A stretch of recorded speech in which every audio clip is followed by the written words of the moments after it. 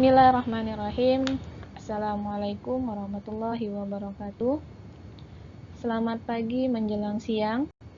Bagaimana kabarnya Ananda semua? Mudah-mudahan baik-baik saja dan selalu dalam lindungan Allah Subhanahu wa taala. Senang sekali bisa bertemu dengan Ananda semua di kelas 8 ini. Meski kita masih terpisahkan oleh musibah COVID yang menimpa negara kita ini. Sama-sama kita jaga kesehatan, jaga kebersihan, dan jangan lupa cuci tangan dan menggunakan masker saat keluar rumah.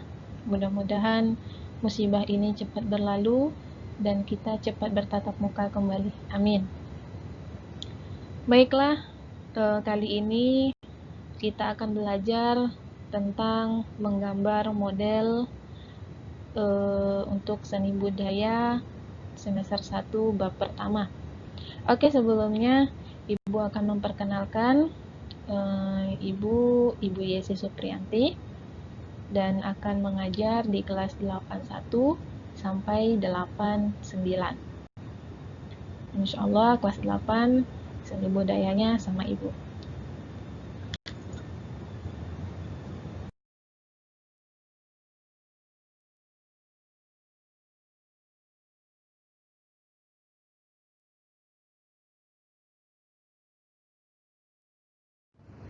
Baiklah, Ibu akan mengenalkan terlebih dahulu alur pembelajarannya. Nah, di sini bisa kita lihat sama-sama. Yang pertama adalah konsep dan prosedur menggambar model alam benda. Dan yang kedua, bahan dan alat menggambar model alam benda. Yang ketiga, teknik menggambar model alam benda. Dan seperti apa penjelasannya? Berikut penjelasannya.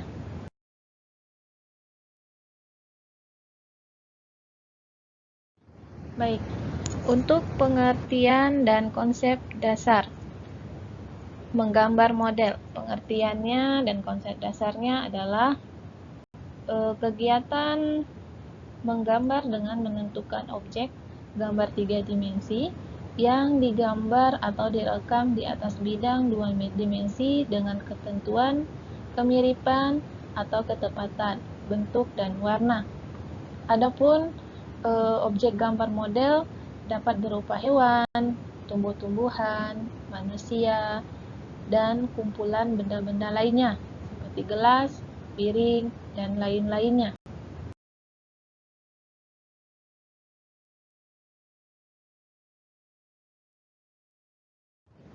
Baik, selanjutnya di sini ada prinsip-prinsip menggambar model.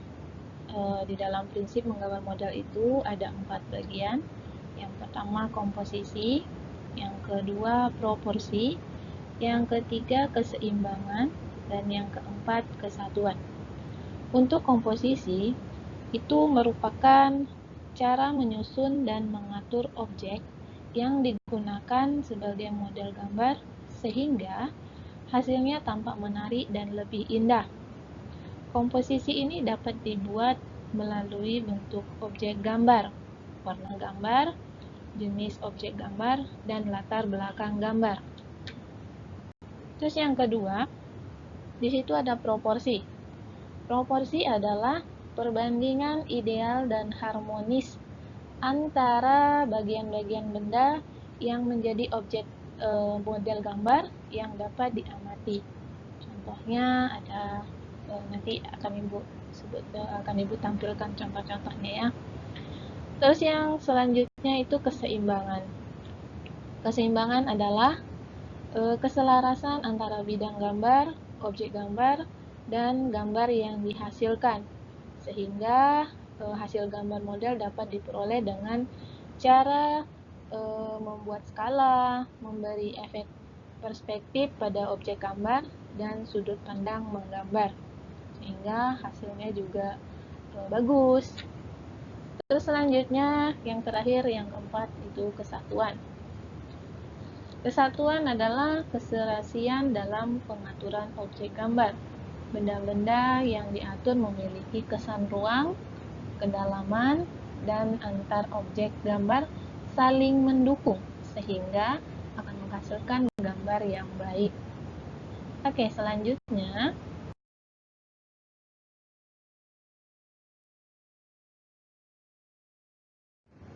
dan di sini ada komposisi dalam prinsip-prinsip penggambar model. Ada 3 bagian. Yang pertama itu komposisi simetris, yang kedua komposisi asimetris, dan yang ketiga komposisi sentral. Adapun untuk komposisi simetris itu benda atau objek diletakkan pada posisi seimbang antara bentuk dan ukurannya, seperti gambar yang Anda lihat semua di layar HP atau layar laptop. Dan yang kedua, komposisi asimetris. Benda diletakkan dalam posisi tidak seimbang, namun masih tetap memperhatikan keindahannya. Dan yang ketiga, komposisi sentral. Jadi pusat perhatian pada benda tersebut atau objek model gambar tersebut terletak di tengah-tengah bidang gambar. Nah, coba Nana Ibu semua perhatikan dulu gambar yang ada di layar HP atau layar laptop kalian semua ya.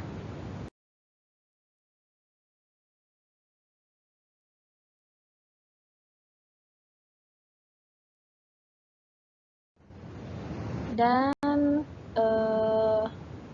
ketika kita menggambar, kita pasti menggunakan media dan alat untuk menggambar model. Ada beberapa alat dan bahan yang dapat digunakan dalam menggambar model dan dapat dijumpai dalam berbagai ukuran dan jenis barang. Seperti yang pertama itu pensil, terus kertas, penghapus, krayon, pensil warna, cat air, penggaris.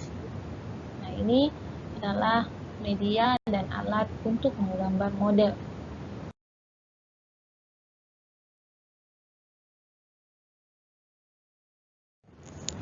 Baik, untuk selanjutnya, di sini ada unsur-unsur dalam menggambar model.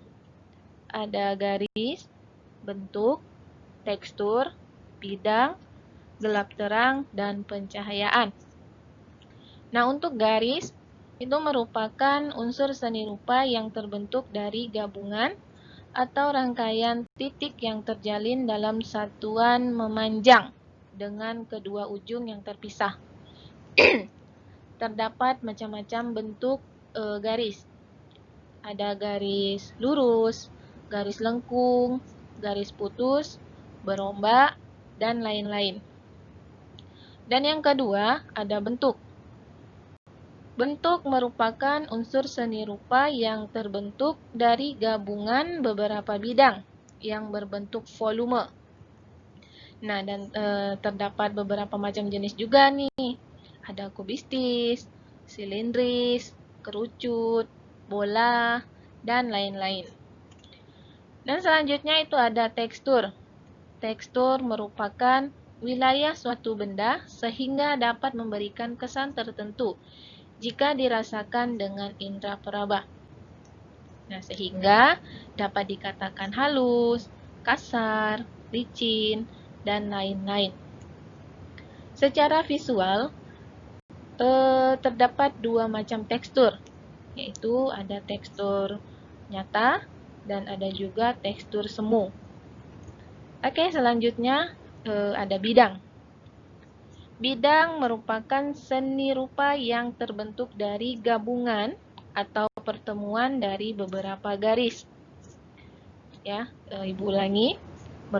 Bidang merupakan seni rupa yang terbentuk dari gabungan atau pertemuan dari beberapa garis bentuk bidang dan dapat dikategorikan beberapa macam-macam, yaitu ada bidang geometris, bidang no geometris, bidang biomorfosis, dan bidang bersudut.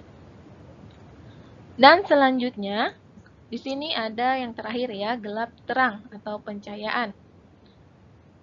Gelap terang atau pencahayaan merupakan keadaan suatu bidang yang terjadi karena adanya perbedaan warna intensitas cahaya yang diterima oleh suatu objek gelap terang dapat diterapkan dengan menggunakan warna tua atau gelap dan warna muda atau terang. Warna terang dapat menimbulkan tekstur kedalaman suatu benda. Oke, coba perhatikan gambar yang ada di layar HP atau laptop Ananda semua. Di situ ada contoh garis, gelap terang, bentuk, tekstur, dan bidang.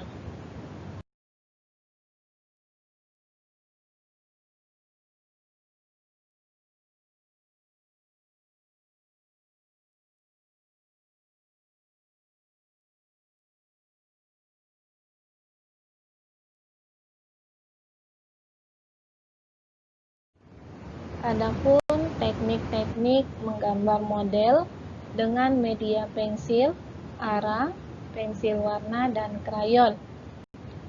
Nah, di sini ada 6 bagian. Nah, yang pertama itu ada teknik arsiran satu arah.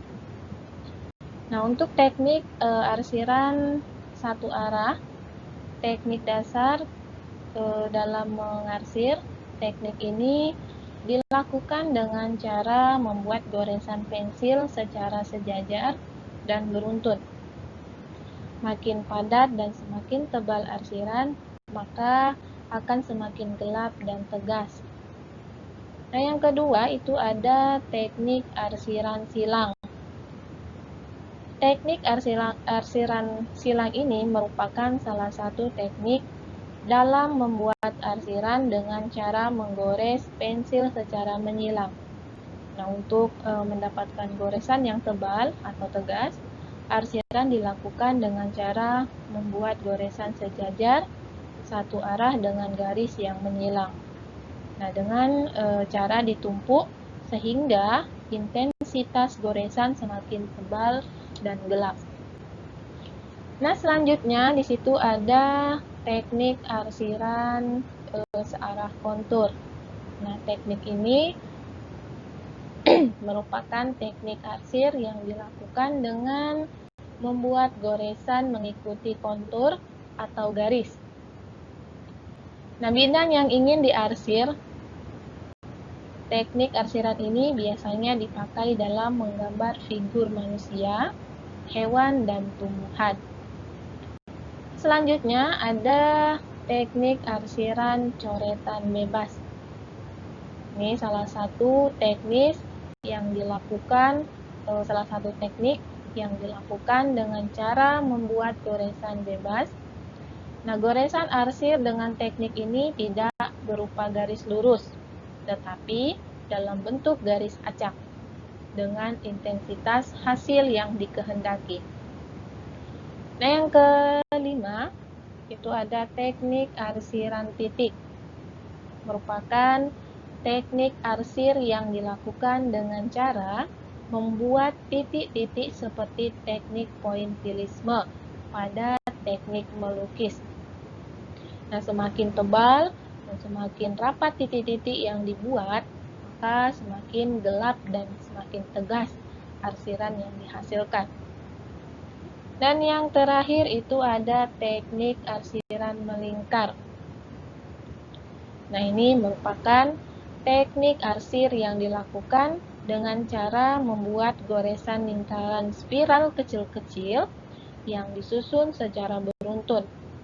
Nah, untuk mendapatkan kesan gelap dan tebalnya dilakukan dengan membuat goresan spiral atau lingkaran secara tegas dan berulang-ulang. Sebaliknya, apabila ingin mendapatkan goresan tipis, nah goresan spiral lebih diperhalus dan tipis.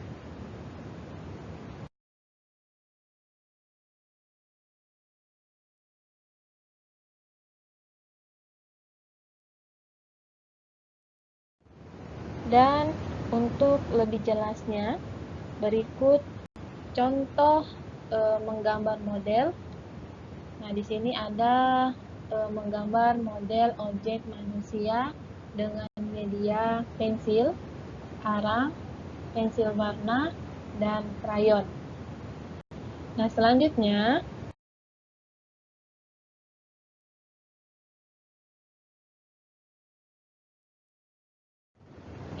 contoh menggambar model hewan dengan media pensil, arang, pensil warna, dan krayon. Tolong gambarnya diperhatikan satu persatu ya. Dan selanjutnya,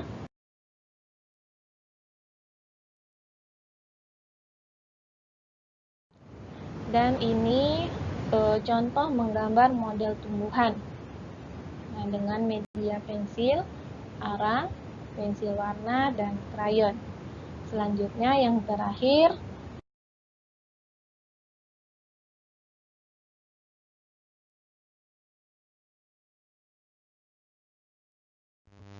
dan ini yang terakhir menggambar model objek alam benda dengan media pensil, arang, pensil warna, dan krayon.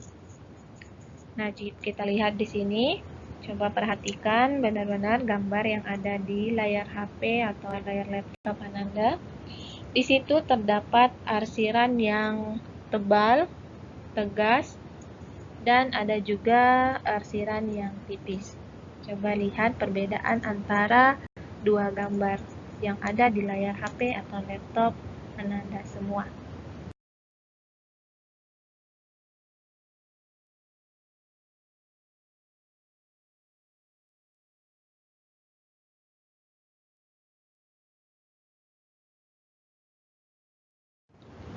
Oke, untuk selanjutnya, di sini ada teknik-teknik menggambar model dengan media cat.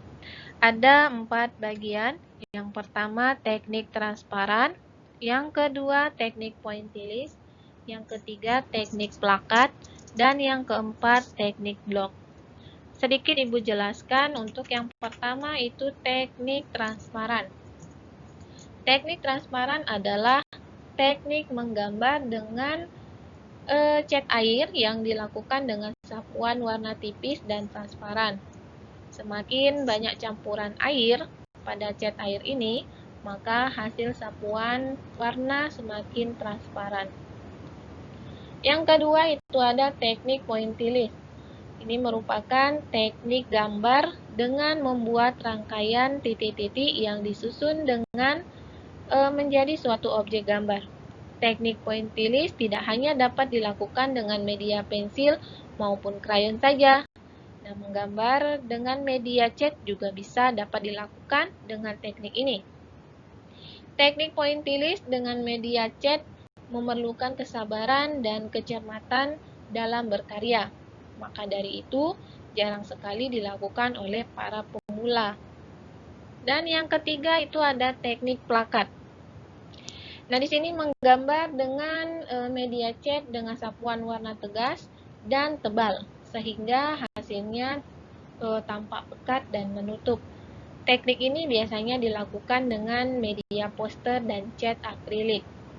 Dan yang terakhir, ada teknik blok. Nah, teknik blok ini merupakan teknik menggambar dengan cara menutup bidang gambar dengan satu sapuan warna, sehingga hanya nampak bentuk globalnya saja. Teknik ini biasanya dilakukan dengan cat media poster dan tinta bak. Oke, sekian materi seni budaya bab 1 semester 1 untuk kelas 8. Mudah-mudahan apa yang Ibu sampaikan bisa dipahami. Nah, untuk tugas, silakan lihat selanjutnya.